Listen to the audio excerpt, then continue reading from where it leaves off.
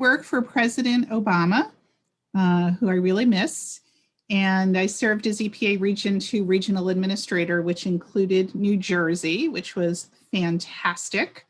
We didn't get everything done we wanted to get done, but it was so interesting. Just earlier this week, we saw that the Hackensack River was added to the federal Superfund list, which is great. That's something that we worked on during the Obama administration. So a little bit of a delay, but it got there. And after leaving EPA, I decided I wanted to work full-time on plastic pollution. Next slide. So I founded Beyond Plastics. This is where you can connect with us. And I want to thank you all for tuning in on this summer evening. What's wrong with us doing a webinar on a lovely summer night? And I think the answer is, I can quote my favorite author, the esteemed Dr. Seuss, in his breakout book called The Lorax. Dr. Seuss wrote, "Unless someone like you cares a whole awful lot, nothing is going to get better. It's not." And for those of us who work on plastic pollution, we are very much cognizant of that.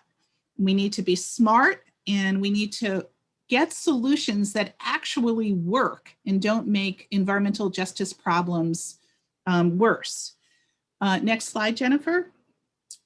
When you look at the issue of waste, it really challenges us as a nation to be more sustainable. The US has 4% of the world's population, and we produce 12% of the world's waste. And often that waste is not effectively source reduced. We don't have high levels of recycling and composting. So solid waste is buried at landfills or burned at incinerators that are almost always sited in low-income communities of color. You will hear the chemical industry saying that chemical recycling is not incineration. My organization strongly opposes incineration because of the air pollution. If you look at the per capita, the amount of electricity produced from burning garbage, the carbon emissions are actually higher than burning coal. Garbage incineration also creates a lot of toxic ash.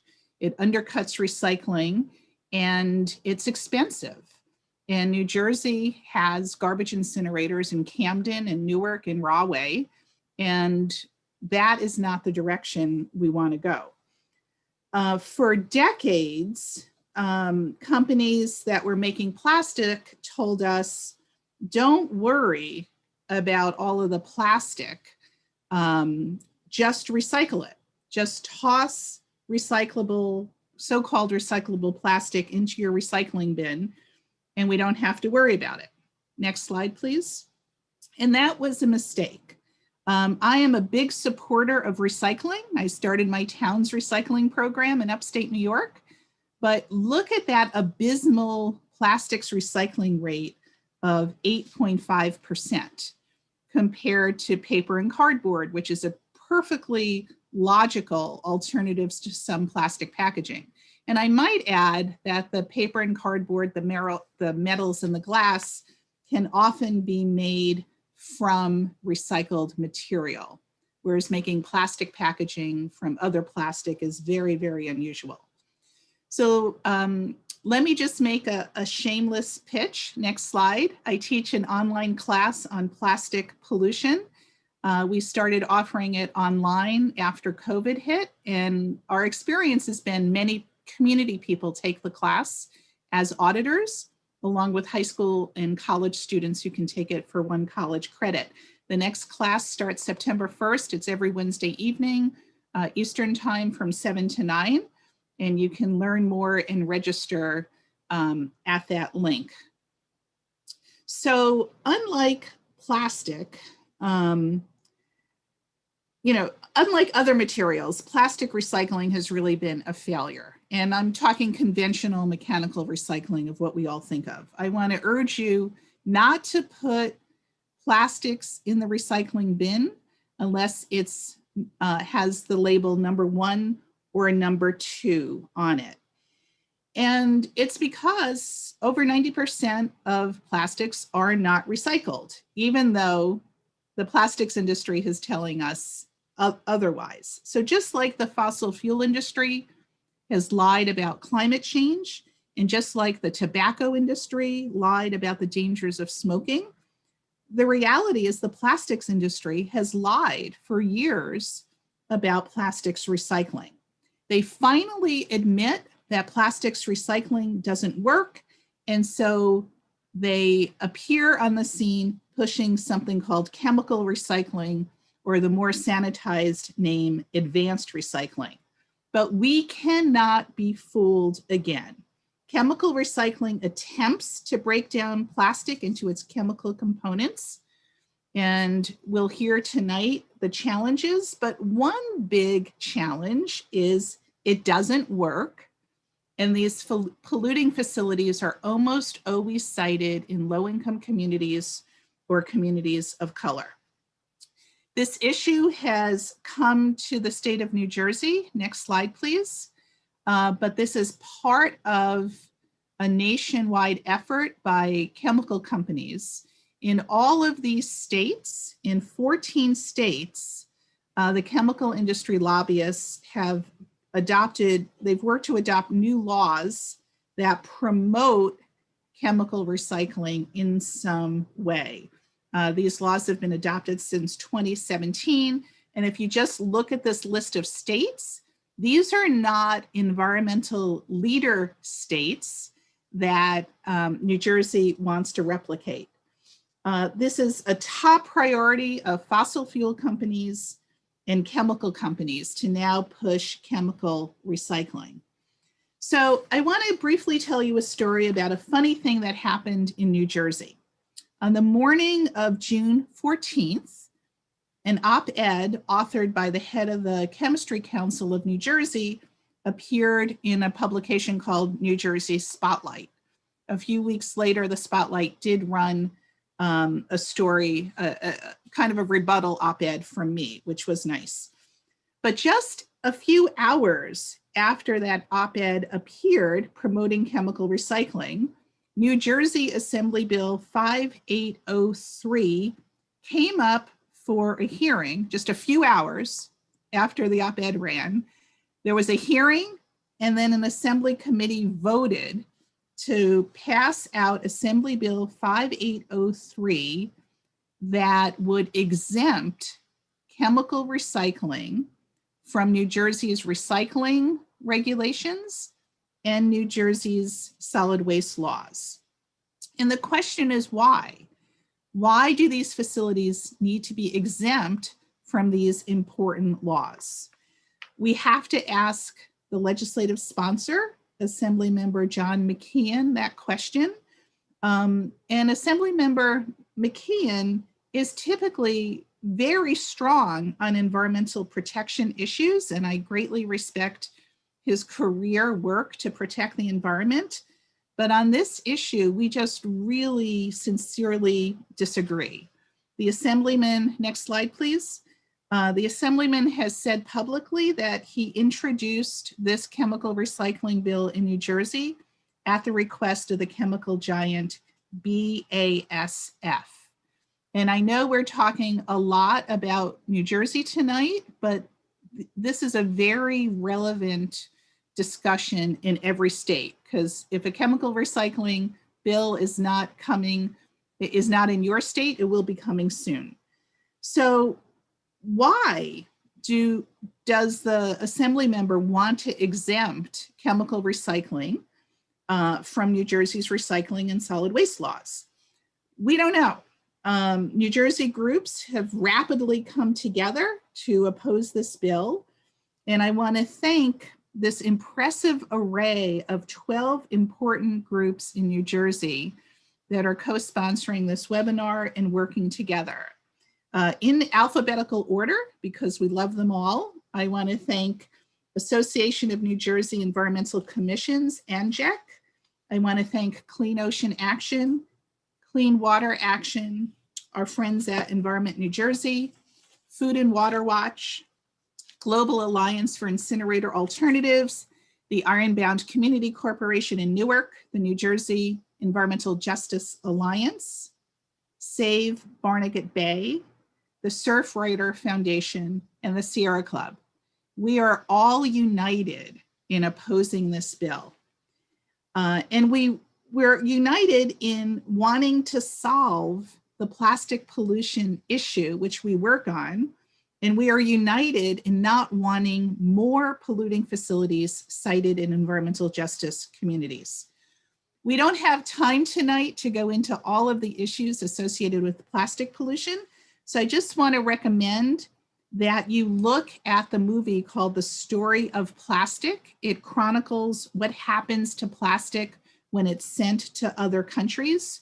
You can go to storyofplastic.org to figure out how to access the film, which, by the way, was nominated for an Emmy yesterday. I also want to direct you to a really important joint investigation by National Public Radio and Frontline. If you go to pbs.org, you will be able to click on Frontline and then the 1-hour documentary Plastic Wars. Frontline looked at what is going on in the plastics industry. And they had 3 major takeaways. One is the plastics industry executives had serious doubts for decades that plastic recycling would be viable. Second, that the plastic industry promoted plastics recycling to block bans on plastics. And third, more plastic recycling would mean fewer profits for oil and gas companies. So we have 4 amazing speakers tonight. After people speak, we will then take questions in the chat. And I would ask you not to utilize the chat during people's presentations unless you're adding essential information. I know when I teach, I get very distracted trying to talk and follow the chat at the same time. And I would like to introduce our first speaker this evening. So after our distinguished speakers, we will take questions in the chat. So our first speaker, oh, and I forgot, please support Beyond Plastics. We are a nonprofit. We would love to have your moral support and your financial support. So you can donate online or by check. Go to beyondplastics.org/donate. And why I always forget that important piece, I don't know. So our first presenter tonight is Dr. Neal Tangri, who is the Science and Policy Director at the Global Alliance for Incinerator Alternatives. Dr. Tangri, the floor is yours. Thank you so much. I appreciate this opportunity. And I trust you can all see my slides now. So as Judith was saying, I work with Gaia, the Global Alliance for Incinerator Alternatives. We're a global network of more than 800 organizations in 90 countries working towards zero waste. And like you, we have been hearing a lot about chemical recycling recently. The petrochemical industry claims that these technologies are going to solve all of our plastic problems, generate new jobs, and create new investment opportunities. So we're champions of zero waste.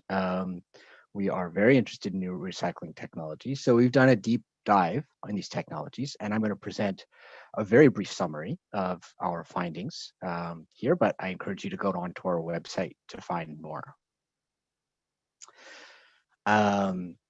So by way of context, plastic production is growing exponentially, about 3.5% to 4% per year.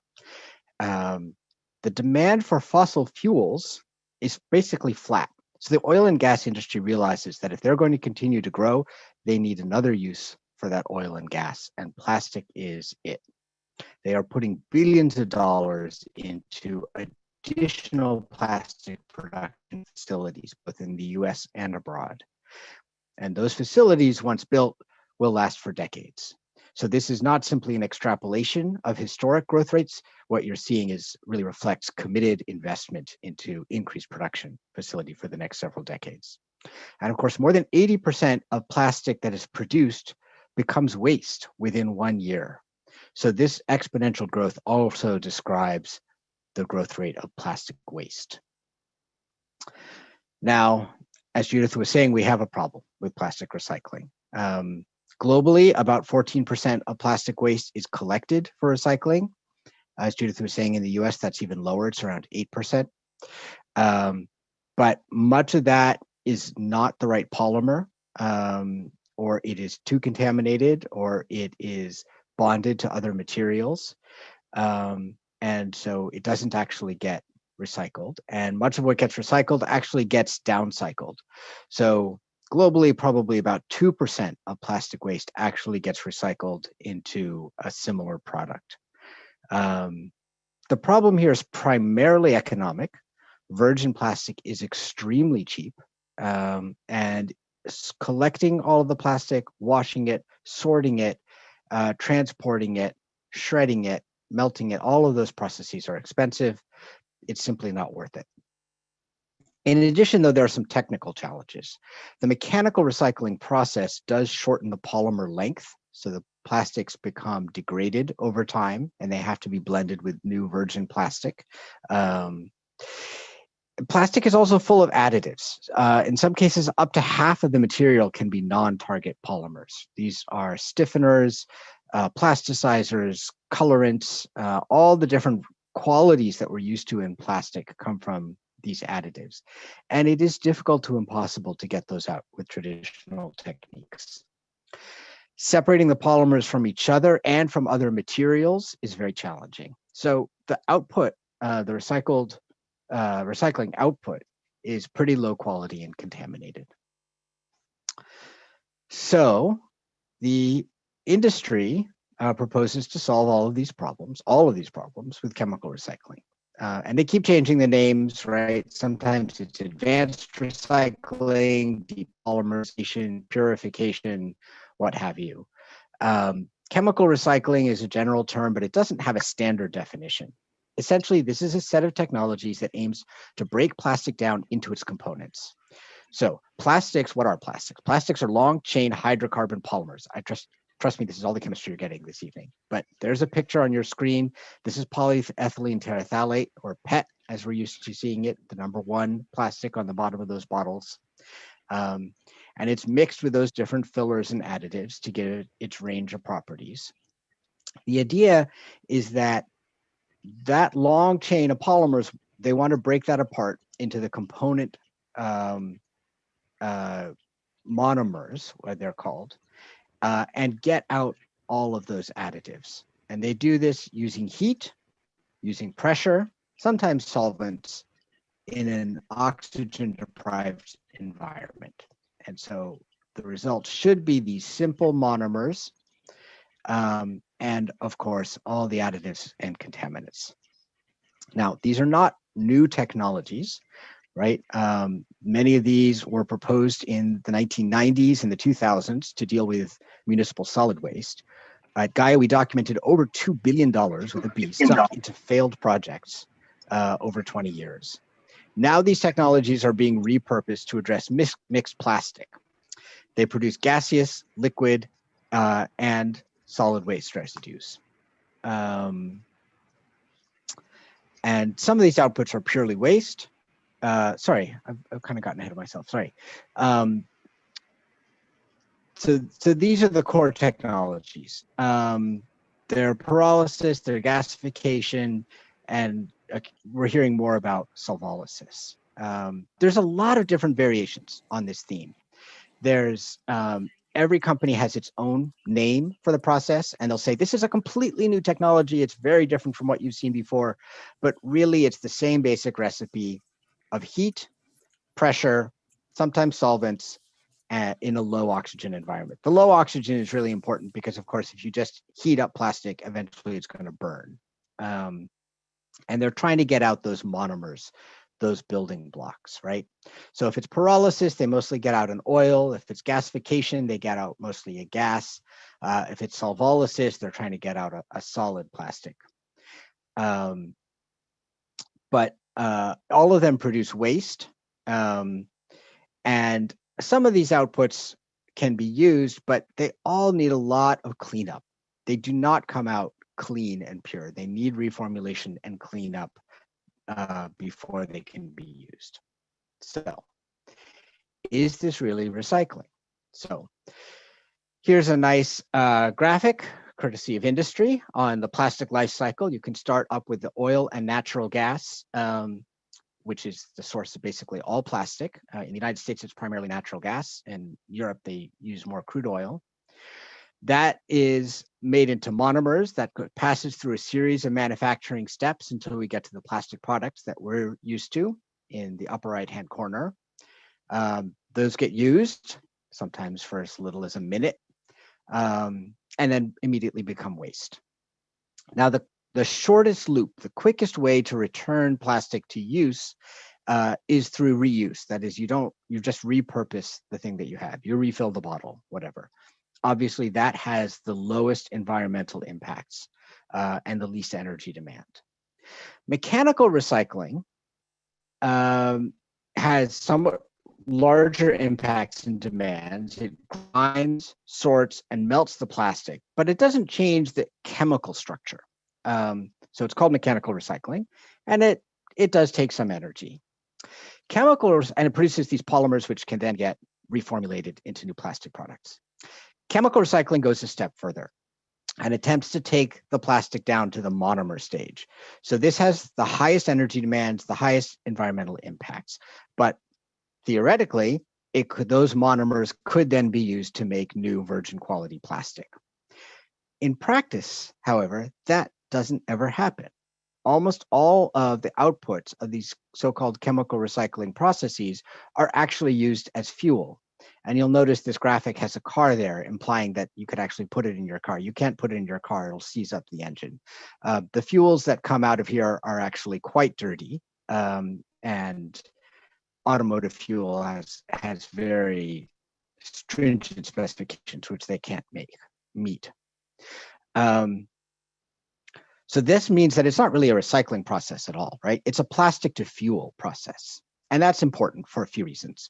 One is that the benefits of recycling are all in the avoided production upstream, right? When we recycle anything, if we were recycling steel, it means that's less iron ore that's coming out of the earth. That's less coal that's being used to make steel, right?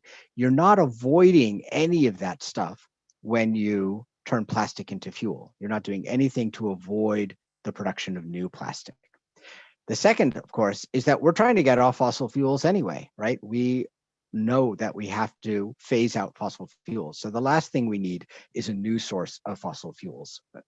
And for this reason, the European Union is very strict. They have a legal definition of recycling, and they say very explicitly, turning something into a fuel is not recycling it. And so plastic to fuel is not called recycling in the European Union. In the US, we don't have a federal definition of recycling. And so the companies are free to play word games and to call plastic to fuel processes and anything else that they want recycling when it really isn't. Okay, why go to all of this effort if you're simply going to burn the output? Well, again, the primary reason is economic. Virgin plastic is very cheap, and it's too cheap to compete with. But there is also, as I've been saying, this contamination problem. Plastic is full of additives and contaminants, and these don't simply disappear. They come out in the pyrolysis oil and the gas. And so all of these processes have a persistent contamination problem in their outputs. This is the core challenge that chemical recycling is supposed to address, right? Is this contaminated mixed plastic feedstock. And yet it's basically not able to do that. And this is why you see lots and lots of laboratory studies that say, look, we've created this great process and it produces this wonderful oil when it's fed with, a colorless, pure PET feedstock. Well, that's not what you get coming out of people's blue bins. You get mixed plastic, mixed polymers, contaminated, it's got additives in it. And these processes are having trouble getting those out. And so they get them in the products. The pyrolysis process also actually creates some new contaminants, in particular dioxin. So there are studies that show that dioxin is about 4 times more concentrated in the pyrolysis oil output compared to the feedstock that went in. And that's because pyrolysis functions in that perfect temperature range for dioxin formation. Dioxin, as you may know, is considered one of the most toxic man-made compounds ever created. So, and then there's also a quality issue. So while the idea is that you're going to get out pure monomers, in reality, that rarely happens. You get out this mix of kind of mid-length chain hydrocarbons. And those are not exactly what the petrochemical plants want as feedstock to make new plastics.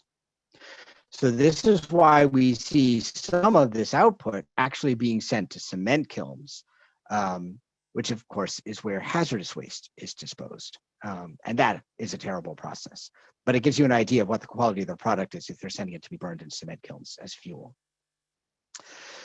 So now let's look at the climate impact, because obviously these are important. So clearly, if these technologies are being used to produce fuel, all of the carbon in them, as well as the embodied carbon that was used to make them, is being lost to the environment.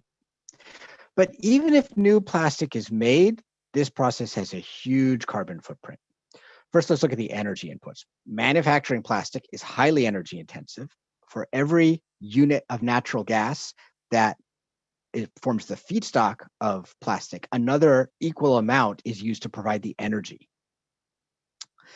The chemical recycling process requires additional high heat energy to break down those polymers, which is also supplied by natural gas. And then more energy is required to repolymerize them. So all of this, it creates a very large carbon footprint, but additionally, there is more CO2 emitted as process losses. So this is actually, in breaking apart those long chain molecules, some of that carbon is lost to the atmosphere as CO2. The heart of the process is this bottom step on the bottom of your screen there, called depolymerization purification. And we've documented from regulatory filings that the carbon dioxide emissions there are 2.5 times the input plastic, right? So for every ton of plastic waste that goes into the process, about 2.5 tons of carbon dioxide is emitted from this one step alone. Then, because that output is not very clean, it goes on to the post-processing step. And this is the step that industry doesn't like to talk about because it's a bit of a dirty little secret. Another 40 to 50% of the CO2 of the input is lost as CO2 here. This is the cleanup phase, where the hydrocarbons are reformulated and the additional contaminants are stripped out. So the result is that very little of the plastic survives this process to become new plastic. It's a very inefficient, very low yield process.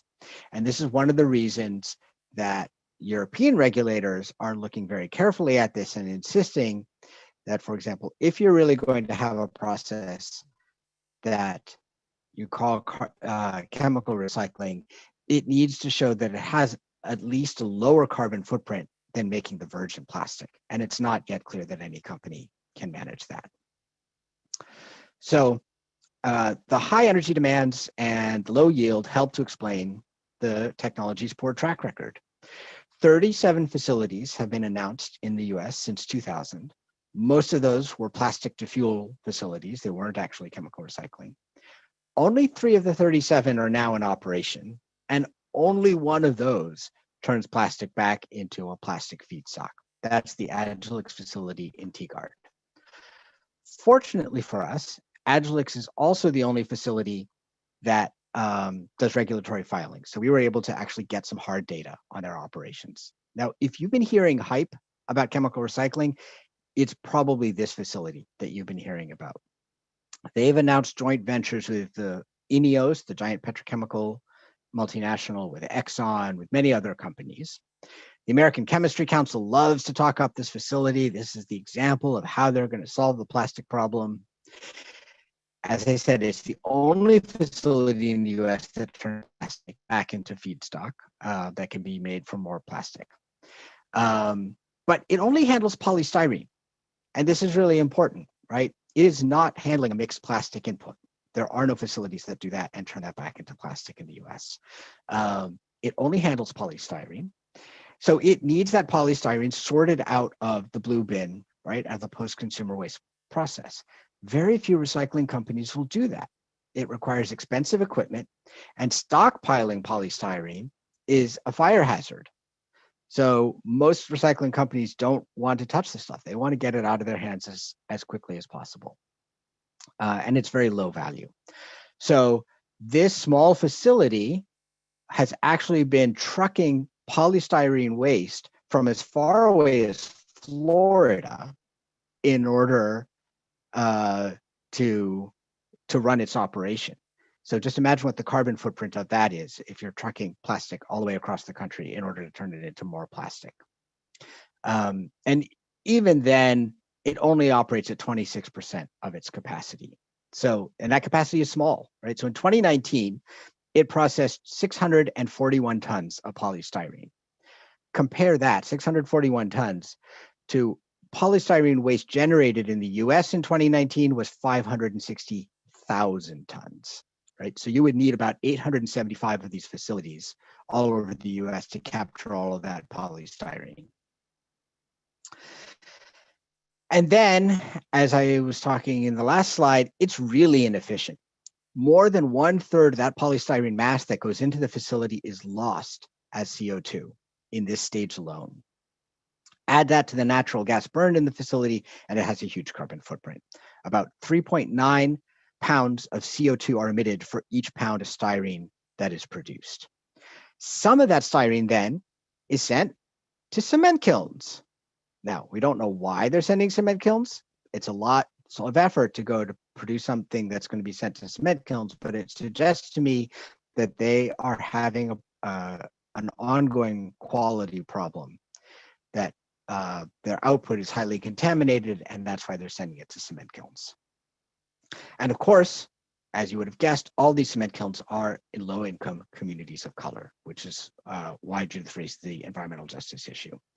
The rest of the styrene is trucked to Louisiana, where it's supposedly turned into polystyrene again. We don't really know what happens in that facility. That's a huge facility right in the heart of Cancer Alley in Louisiana. That, of course, is the ground zero for the fight against the petrochemical industry. And we don't know what the happens with the post-processing, the cleanup there. So, with such low yield, high energy inputs, low prices for their products, chemical recycling is clearly not profitable. So companies are looking to public coffers for subsidies.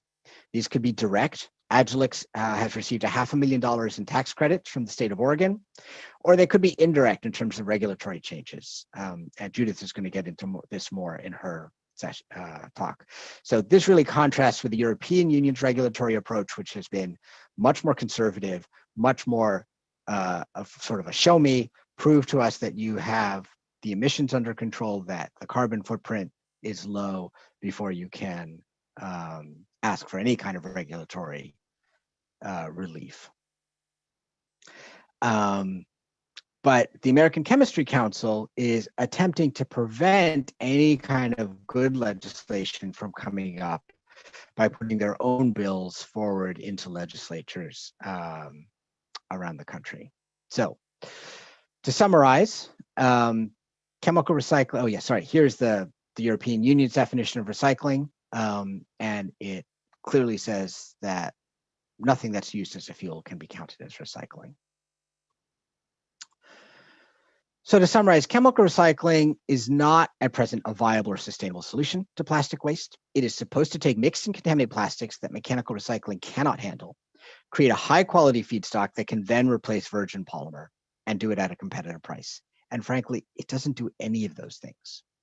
It does not avoid the need to sort plastic waste, which is one of the most significant costs in mechanical recycling. The technology is not mature, despite decades of development. It is very high energy demand and a very high carbon footprint. The products are low quality. They require extensive cleanup before use. The byproducts are heavily contaminated, so that's another hazardous waste stream that needs to be dealt with. And then ultimately it's costly. It's more expensive than mechanical recycling. So it can't compete, and it can't compete with virgin plastic.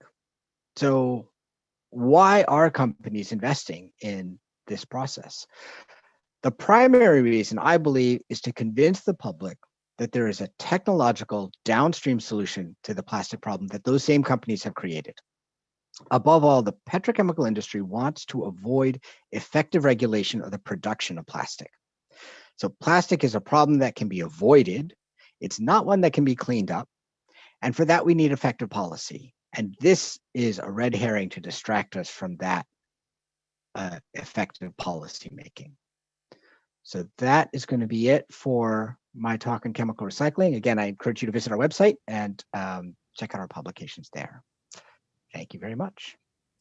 Thank you, Dr. Tangri. That was really outstanding, and I'm very grateful for your time with us tonight and your expertise.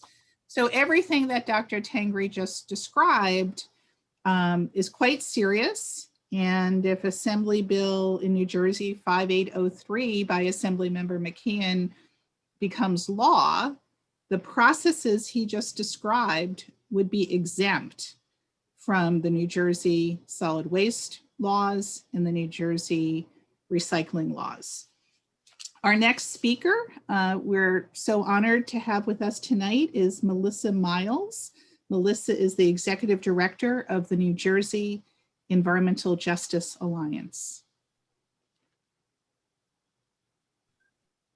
Good evening, all, and thank you, Judith, for having me this evening.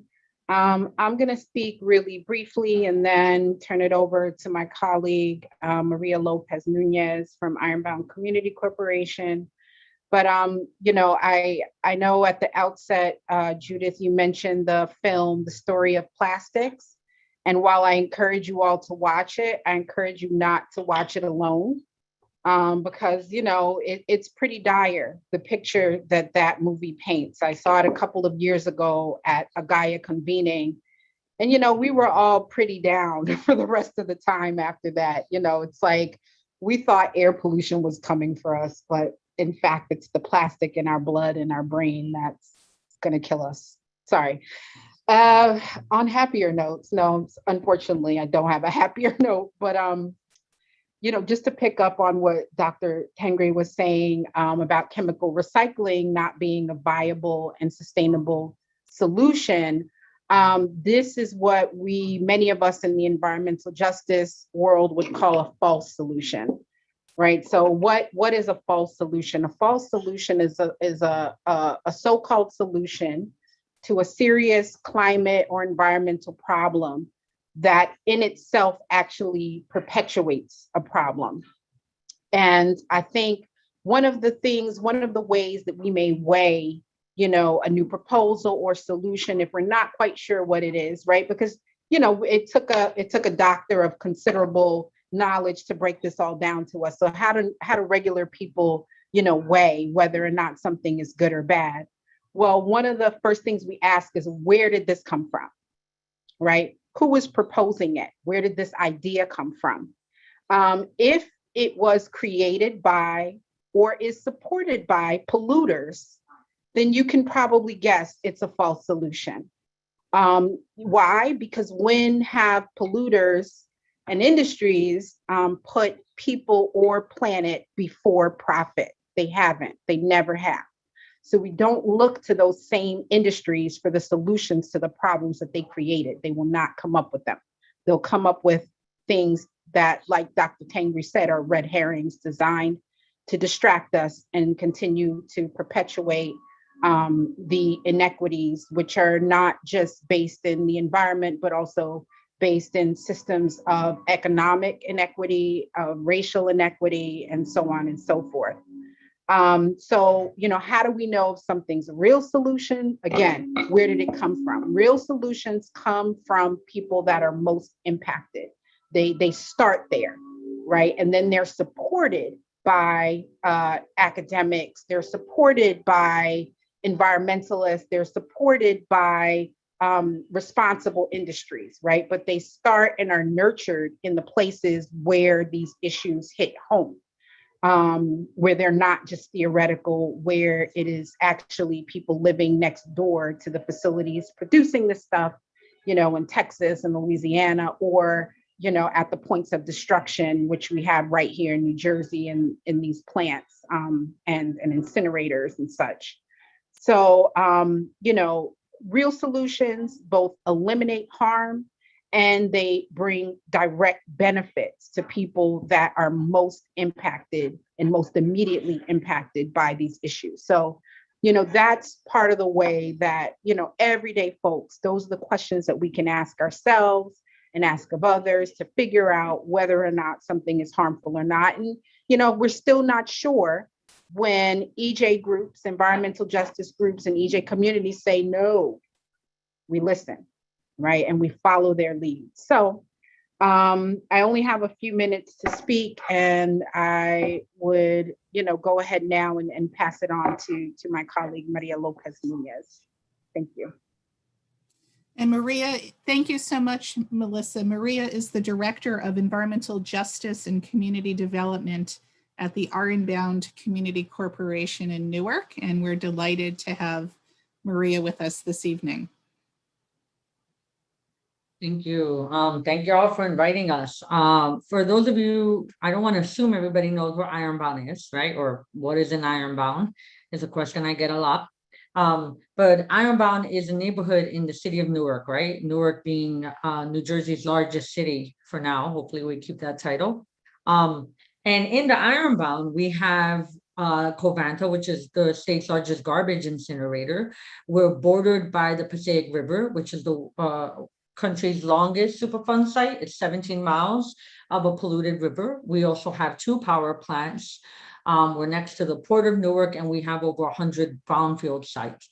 I won't bore you with the details. There's so many more chemical facilities that are interspersed in our neighborhood. Everything I've mentioned is in 4 square miles. So when we talk about environmental justice and what is a frontline community, I think of the Ironbound and the people living in the Ironbound, and how in the summer we can wake up and taste the air. So when I hear of any industry trying to lower the bar of regulation or permitting, obviously I see that as an assault on our neighborhood and the folks that I love and that I care about, right? This concept of chemical recycling, I think I was talking with some folks with Gaia before, right? Like industries fooled us once before. They fooled us with this concept of recycling. Like we should have never really believed Coca-Cola that they should continue producing in plastic bottles because we could recycle it. I think of just how many people have lied, how many different industries have colluded with each other in order to keep this myth that through individual blue binning, we're gonna somehow move away from landfills. How did we believe the myth that incineration is actually a viable alternative to landfilling, right? So time and time again, industry has come together, sold us a false bill of goods, like Melissa said, a false solution, and we've believed it as a public, so I really, I'm trying to talk to everyone as like regular people, because sometimes I do, with all due respect, we talk about things up here and we need to really bring them down, and we need to collude together and be united against industry's lies, and to make sure that our community members, everyone that we're talking to, that we stop this like shaming of individuals and really start looking at corporations who are trying to change the laws behind the scenes in order to hurt communities time and time again. And obviously I see the truth in this bill talking about advanced recycling. And, I'll tell you a little story about sludge, right? For some of y'all that were following, the sludge processing plant is claiming to be a carbon sequestration project. It's because it's going to boil sewer sludge in our neighborhood, an overburdened community, and then it'll put it in concrete. And I think that lie, right? Carbon sequestration, carbon markets, chemical recycling, and so many different things to just say, let's keep our dependency of fossil fuels alive. So from the ironbound, we're tired of blaming individuals for problems that are systemic and corporate in nature. And we're hoping that all of you join us, right, at pointing out activism and our organizing in the right direction to make sure that the legislators do not turn us against each other and against communities, but instead that we can stop these really terrible laws from moving forward because they distract from the solutions we need. We absolutely do not need plastic. I always tell people, are you comfortable drinking water in petroleum? I might not know the technical names, but I know that plastic is a petroleum and they want to return it back to its petroleum state in order to justify making more petroleum-based plastic, and it's unacceptable. And I hope that we collude as well as industry has been colluding for years. So thank you for having us on. Thank you so much, Maria.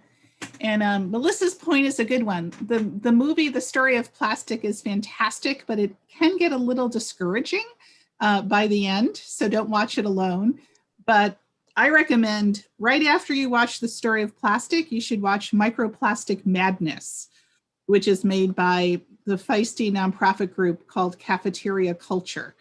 And it's a really great, optimistic take on children in Red Hook, Brooklyn, and what they're doing on the plastic pollution issue. And that's a perfect setup for our friend Moira Toomey to speak. Some would say, well, there's so much plastic, we're not going to reduce it. You've told us recycling of cardboard and metal and glass is effective, but not plastic recycling. So why don't we just go along with chemical recycling for the massive amounts of plastic you can't reduce or reuse or recycle? Well, there are better options. And there is a more sustainable path available to us. And Moira works every day as the Rethink Disposables coordinator at Clean Water Action in their Montclair, New Jersey office. So we're really happy to have our final speaker focused on a positive alternative to collecting waste plastic and melting it and pretending that it's okay. Moira. Thank you, Judith. Thanks for having me, everyone. So yeah, I want to focus on what's the alternative to chemical recycling, because it's made out to be our only option, and that's really missing some key things that are happening. We've already heard about how chemical recycling is toxic to our communities, it's climate polluting, how these technologies have been unsuccessful at meeting their goals, whether it's creating new plastics or, as well as their financial goals. But despite all this evidence, some are dead set on the idea that chemical recycling is an answer to the question, well, what are we supposed to do with all this plastic that can't be recycled? We don't want to landfill it or incinerate it, so what are we supposed to do? But what if we were to entertain the idea that zero waste circular economy is actually possible? So far we've built up our economy around extracting raw materials like fossil fuels, making and using a product like single-use plastics and throwing it away, whether it's landfilling, incinerating, or in this case, chemical recycling, turning it into a fuel to be burned. The alternative to that designs waste out of this system by eliminating unnecessary materials, redesigning products, and setting up new business models and logistics for reuse. So as we've heard, some investors and folks are looking for the next high-tech centralized solution to plastic pollution. But the reality is that the real solution is quite low tech. It's reuse. It's, you know, going back to reduce, reuse, recycle, those first two R's. It's decentralized, and it also actually creates many more jobs and helps local economies. So that's something I'll talk a bit more about. But this solution would mean the fossil fuel industry, the plastics industry, and the big waste management industry would diminish. So obviously they don't want that. So they're heavily lobbying for us to sink resources into these facilities so they can continue profiting from this system of extraction, using, and throwing things out. And some would argue that chemical recycling is a bridge technology. So it's something that we can do with all of this excess plastic until zero waste solutions are more viable.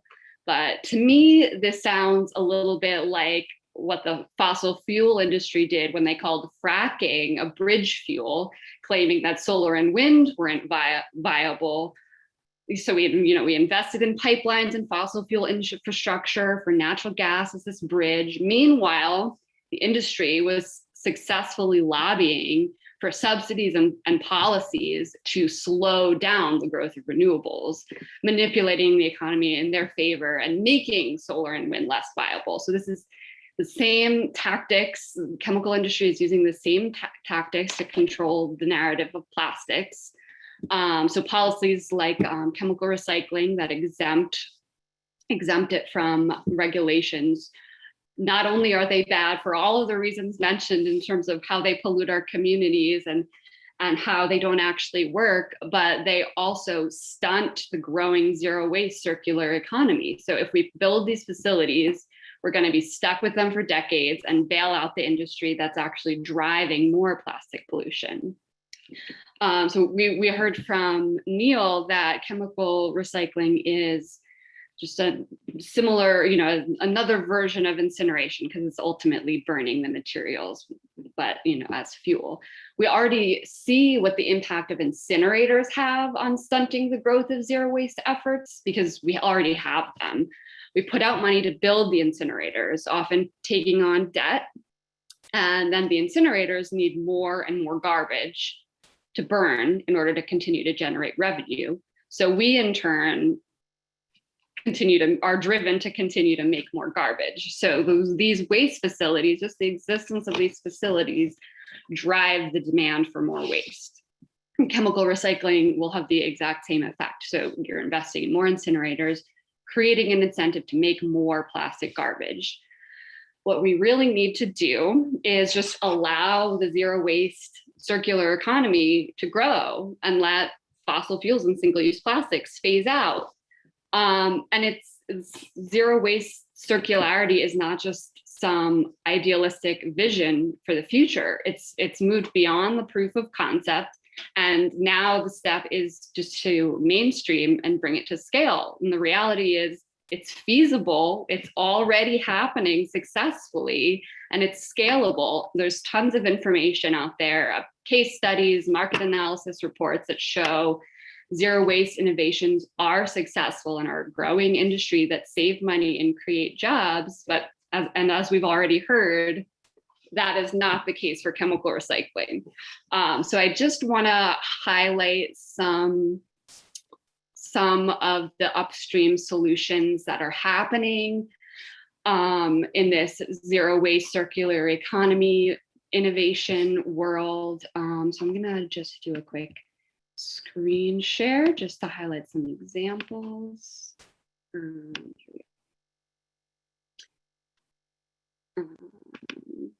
you all see? Okay. So what is upstream innovation? It requires a shift in mindset and involves rethinking not just the packaging itself, but also the product and the business model.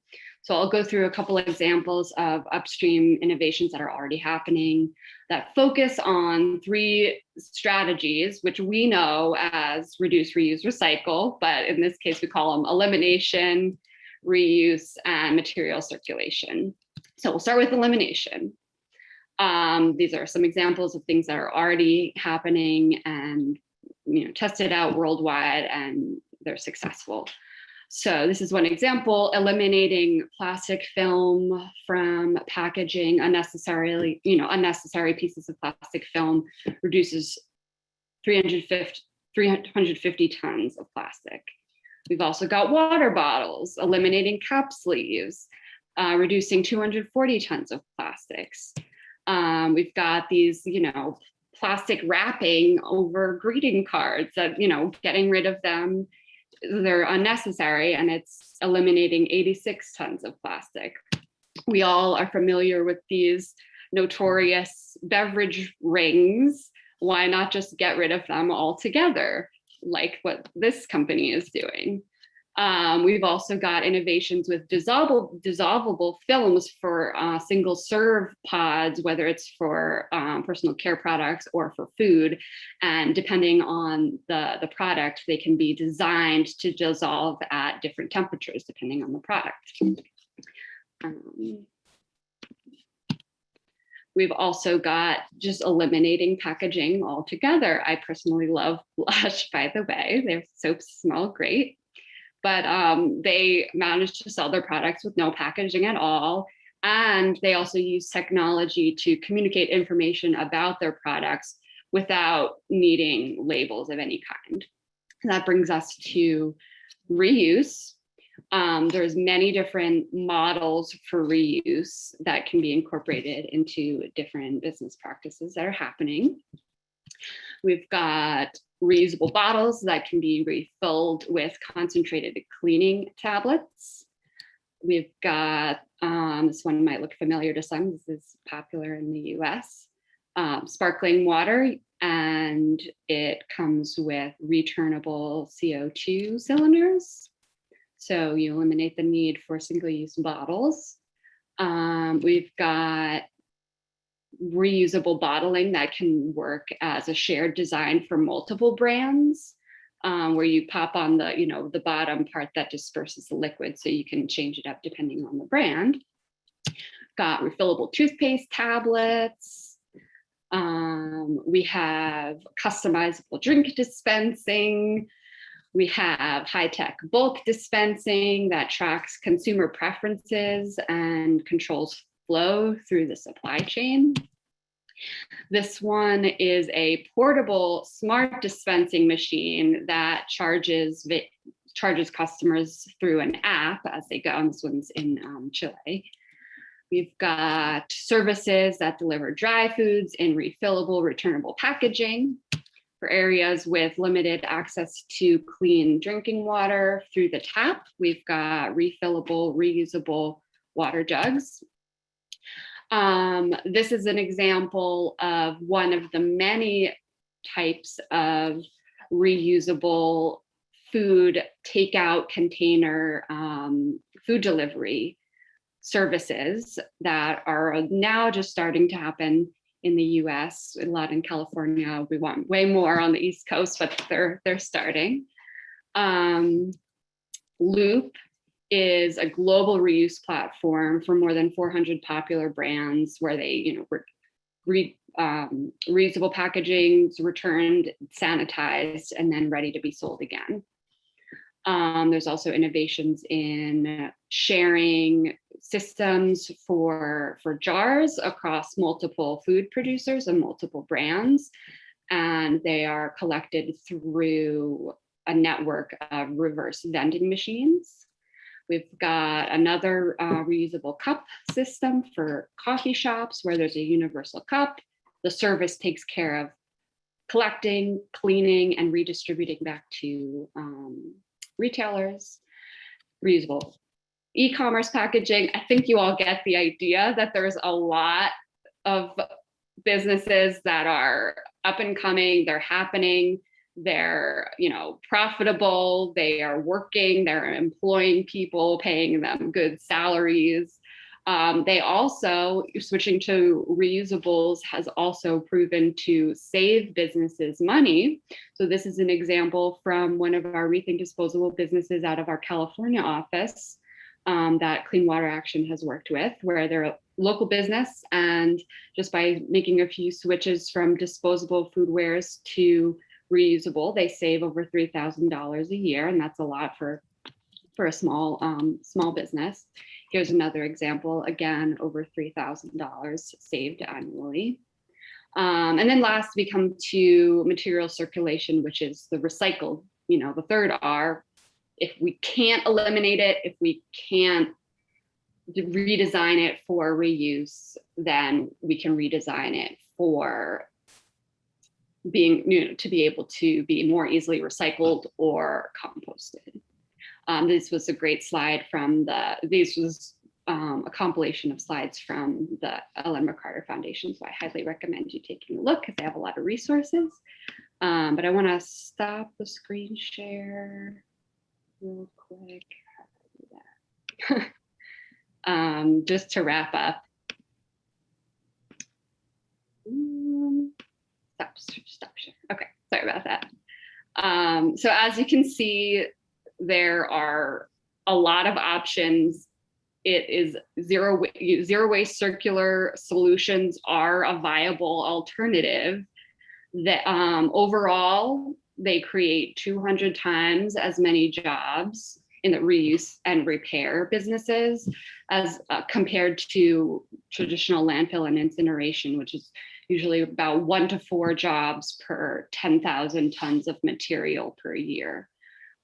So there's not really a downside. So I think you can start to see my point that we're not stuck with chemical recycling as our only option. In fact, it's chemical recycling that's unrealistic. So it's important then to think about, besides just rejecting chemical recycling, like this bad bill in New Jersey, what are the policies that we can help pass that help promote a zero waste economy and allow it to continue to grow? So we're already starting some of that in New Jersey. We got a ban on single-use carry-out bags and polystyrene foam food containers. But we can always do more in terms of bans and fees on single-use. We've got a pending post-consumer recycled content bill.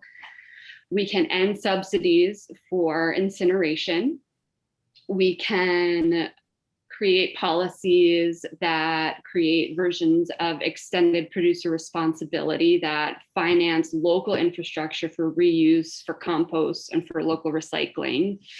We can turn off the plastic pollution tap by rejecting fossil fuel infrastructure projects that support the industry that's driving the supply side of the extractive linear economy and incentivizing more single-use plastics production. And we can also break up the monopoly control that big waste management corporations have over the whole industry of sorting, collection, hauling, and disposal that's driving the demand side and incentivizing more waste.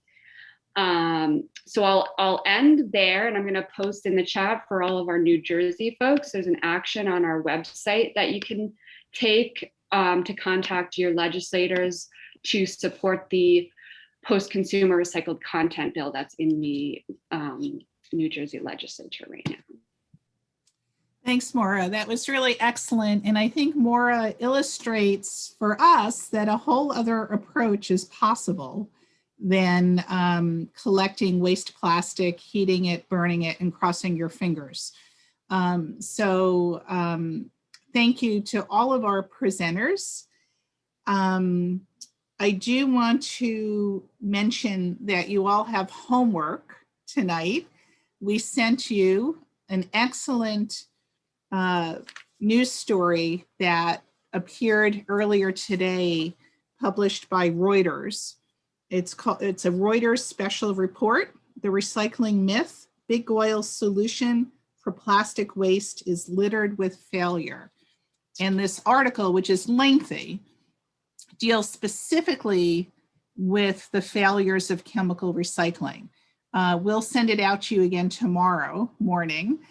We have a couple treats for you for tomorrow morning. You'll get the PowerPoint presentations, the Reuters article, the dreadful New Jersey Assembly Bill 5803, and we're going to ask you to write to your state legislators, your state assembly member, your state senator, and urge them to oppose Assembly Bill 5803. Let's get that out of the way, and let's focus on real solutions like the ones that Moira articulated. So we have a little bit of time for questions. If you can type your questions in the chat, and if you want to tell me, if you want to direct it to a particular person, put that in the chat as well. I wanted to say I did just drop the Reuters, the link to the Reuters piece in the chat. Anyone who wants it. Thanks, Jennifer. So I am seeing some of the questions. It's good to see that TerraCycle doesn't burn anything. I think that's a good rule of thumb. Don't burn fossil fuel, don't burn plastic, don't burn solid waste, because the carbon emissions and the air toxic emissions are enormous. And we're getting conflicting information on whether you should keep the cap on the top of your beverage bottle. I'm told yes, that you should, when you recycle your beverage bottle, include a cap on it. Question for Moira: are there any particular places or industries that are championing reuse? What I can say is that they're happening in all sorts of industries across the board. Some of them were highlighted in the slides that I showed. Those are, particular businesses that are trying different things out, but I can say they're happening across the board. So I can send you some lists if you'd like, or lists of what I found, for this presentation. But yeah, they're happening across all sorts of industries. Are there any states or countries that are exemplifying these sorts of actions? Yes, at least in the US, California has been a slight ahead of us on incorporating zero waste. We were ahead on recycling, but they're taking the next step and embracing zero waste principles, but we're trying to catch up. I would also add that the European Union is starting to take circular economy quite seriously. And they are coming out with a circular economy taxonomy, which basically means a set of industries that they consider compatible with the circular economy, and whatever is excluded from that, such as plastic manufacture, is not compatible. And so those policies are nascent. I don't think that they've had a lot of effect yet, but it's something to watch for kind of best practice on the policy front. And Joseph, I would just add, go to the website of upstreamsolutions.org and also the website of Plastic Pollution Coalition. There are some really great, inspiring examples of practical things you can do. And Moira mentioned a lot of this also saves businesses money. Matt Gove, our friend from Surfrider, asks, any thoughts on how generally environmentally good politicians are getting hooked into chemical recycling bills, or he calls them ChemCon. I guess that's our new name. And he asks a question, political donations. That is a darn good question, Matt. I don't think that is the case with Assemblymember McKeon of New Jersey. I think he is just too pessimistic about what's possible. He says, he's committed personally to sustainability, but we have all this plastic, we have to do something about it. But he needs to hear Moira's presentation. And I might also add that there are about 1,000 laws on the books in the US today to reduce plastic. So for instance, last year, the New Jersey Legislature adopted the plastic trifecta bill. It's a ban on polystyrene food packaging. It's a ban on both paper and plastic bags to promote reusable bags, and also plastic straws only upon request. That will take effect next year. So Neal Tangri talked about the one and only functioning facility in the country in Oregon.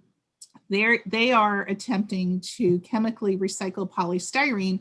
Well, in New Jersey, you're ahead of it. You have banned polystyrene for food packaging. So that's a perfect example. Why go with that very questionable quote technology where you send it to Oregon and then some of it goes to the cement kiln to burn and then some of it gets shipped to Louisiana to make new styrene, new polystyrene from styrene, or you can do what New Jersey did last year and ban a lot of polystyrene, which we know in reality is not truly recyclable. So I think sponsors of chemical recycling bill just don't have faith that the people will rise to the occasion. And we heard this with recycling. I'm old enough to remember that when I worked on mandatory recycling law, legislators always told me, well, Judith, I'll recycle, but my neighbors won't, or my kids won't, or the worst, my wife won't. That one really annoyed me. And we made recycling accessible, and people do recycle and they want to recycle. And I am a big supporter of recycling, but plastics recycling has been a failure. 8.5% recycling rate nationwide. And it does, and if plastic recycling fails, that means you have to make new virgin plastic, which is happening in places like St. James Parish, Louisiana, where a multinational company, Formosa, wants to build a gigantic new plastic production complex in, quote, Cancer Alley. I hate using that phrase, Cancer Alley, but it's a part of Louisiana that has very, very high cancer rates. So I also invite you to think of the whole life cycle of plastic. It's not just about disposal. In my class, we deal with plastic production. Google ethane cracker, E-T-H-A-N-E, cracker, C-R-A-C-K-E-R. So it's production, it's use, and disposal. And if chemical recycling facilities are built in New Jersey, it will very, very modestly address disposal and might in fact make the status quo worse. So you don't want to exempt it from the state's recycling and solid waste laws. So Matt, sorry that was such a long response.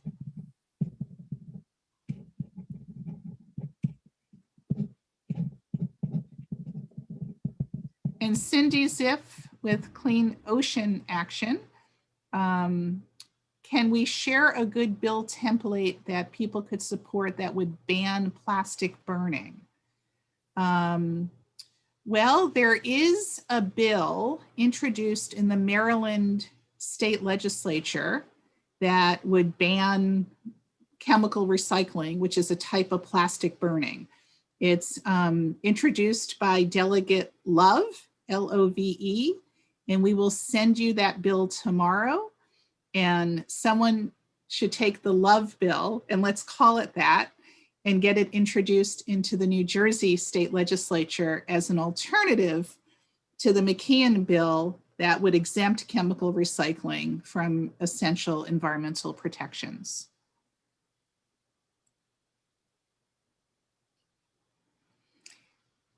Let's see.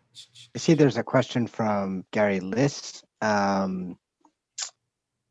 Is it true that the majority of plastics chemical recycling plants goes to fuels? So most of what is called chemical recycling is in fact plastic to fuels. Like I said, there is only one facility in the US that's actually attempting to turn plastic back into plastic. That's only polystyrene. And they produce styrene, which then gets sent to the American Styrenics plant in Louisiana. And we don't know actually what happens to it there. American Styrenics burns some of the styrene that they make on site. It may be getting mixed into virgin styrene to make new polystyrene. We don't actually know the fate of that. But the majority of facilities that you hear talked about as chemical recycling are in fact plastic to fuel facilities. And I might add that a significant number of them are having serious fires. So that is another concern. Hey, Neal, you're doing a good job going through these questions. I'm having a hard time reading the chat. Could you pick out some ones you would like to answer? Sure, I think. Or pose to others? You know, there's a lot of questions here about number 5 plastics. This is a little bit outside of my expertise. My understanding is that this is actually quite regional. In Minnesota, there is currently a market for number 1 and number 5 plastic. There is not much of a market for number 2. I don't know the situation in New Jersey.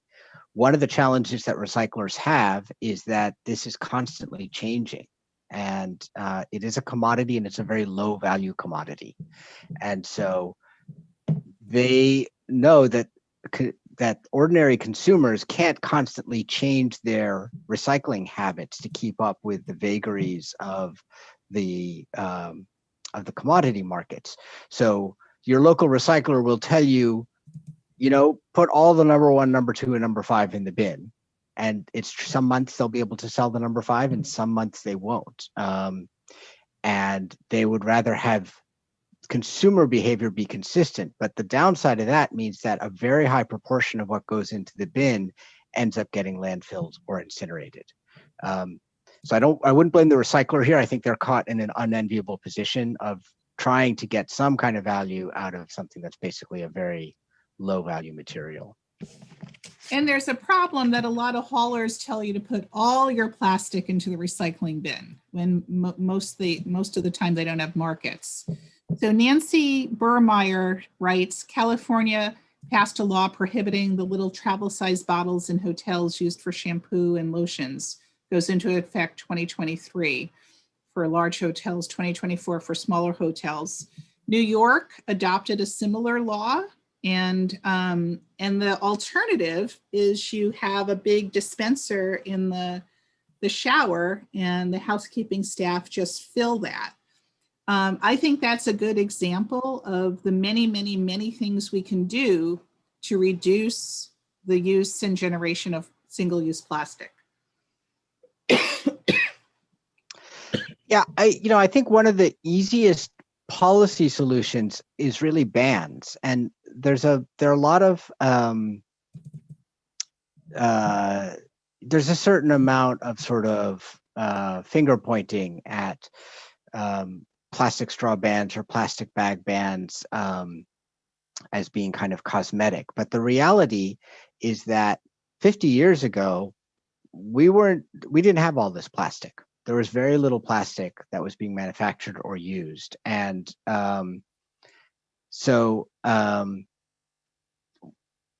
we can certainly live as a society without all the single-use plastics. And if we start banning them, then businesses will find other means of packaging their products. And we do have to pay attention that they don't simply switch to like another kind of single-use product, but it's really not, it's just not such a reach to go back to what we were doing a few decades ago, or to invent entirely new business models of the type that Moira was talking about. So I think that sometimes the clearest and the simplest legislation is most effective, and that's usually a ban. And someone asked a question, what's better, polystyrene or black plastic? I just can't make that decision. I can tell you that black plastic doesn't get recycled because of optical sorters at material recovery facilities or MRFs. So don't put black plastic in your recycling bin, and definitely don't put polystyrene in your recycling bin. So we want to do everything possible just to avoid both of them. I think we're going to just do one or two more questions, and then we will. Someone asked, aren't some states banning bans? Did you want to talk about that? Sure. Thanks, Jennifer.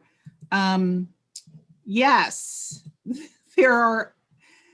The power of the people is on display in city councils and county legislatures all over the country, because we can all easily access our local governments. We can't all go down to Washington or go to our state capitals. And so you'll be happy to know there are literally tens of thousands, if not hundreds of thousands of people all over the United States who are concerned about plastic pollution, who understand that it's a climate change issue because it's made from fracked gas and chemicals. It's an environmental justice issue because plastic production facilities that are often very polluting are cited in environmental justice communities. It's a health issue because of what leaches into our food and beverage. So there's this amazing movement across the country that's really exciting. And I might add, almost always led by women, to pass local laws, bans or restrictions. And so the lobbyists for the fossil fuel and chemical companies have gone to state legislatures to prevent local governments from acting on plastic and saying it's only the purview of the state. So that doesn't feel very democratic to me with a small d. And that is what we were facing in about 8 states. Jennifer, you want to pick one or two more and then we'll let everyone go to sleep or read about other plastics issues? Jennifer, you're on mute. I think there's a lot of questions about what information is going to be sent out tomorrow. Maybe we should just end with that. Yeah, so don't worry, we got you covered. Here's what we're going to send you. The 2 excellent PowerPoints from this evening. We're going to send you the really bad Assembly Bill 5803 by the ordinarily environmentally conscious John McKeon, but not on this bill. And the bill is very short. The key thing is how it defines advanced plastic processing facility and basically exempts that from your state's recycling and solid waste regulations. We are also going to send you again the Reuters article because it is so excellent. And then go to Neal Tangri's website for his reports and additional information, which is noburn.org. You can't forget that. The love bill too, right? We'll send the love bill. Oh yes, we're going to send you the love bill because it's introduced by Delegate Love, that's her name, in Maryland, which would prohibit the construction of chemical recycling facilities in New Jersey. What's really curious about the McKeon bill is I want to know, where are they planning to build these facilities in New Jersey? I would like to know that and try to understand better why they would want to exempt it from recycling and solid waste regulations. Some folks from the New Jersey chemical lobby have said that they want to build multiple facilities, but they won't tell us where. And that sure would be good to find out. So I want to thank our amazing presenters, Dr. Neal Tangri, Moira Toomey, Melissa Miles, Maria Lopez Nunez. Thanks all of you for hanging in through this presentation, and we shall be in touch. Good night. Bye. Thank you so much. Oh, good night. Hey, everyone. Awesome job, Bye, Judith and everyone. Thank you. Fabulous. Great job, Thank Laura. you. Thank you. Thank you, everybody.